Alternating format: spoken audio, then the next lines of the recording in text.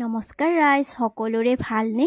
এইকেইদিন যে ইমান নেৰানেপেৰা বৰষুণ দি আছে, পোলাও মাংস খাবলৈ বৰকে মন যাই আছে। ভাবিলো আজি পোলাও মাংসয়ে বনাও। বাৰিষাৰে বৰষুণে তোমাৰ কথাকে কব, অভিমানী প্ৰতি খোজে নিয়ৰ কণা সদাব।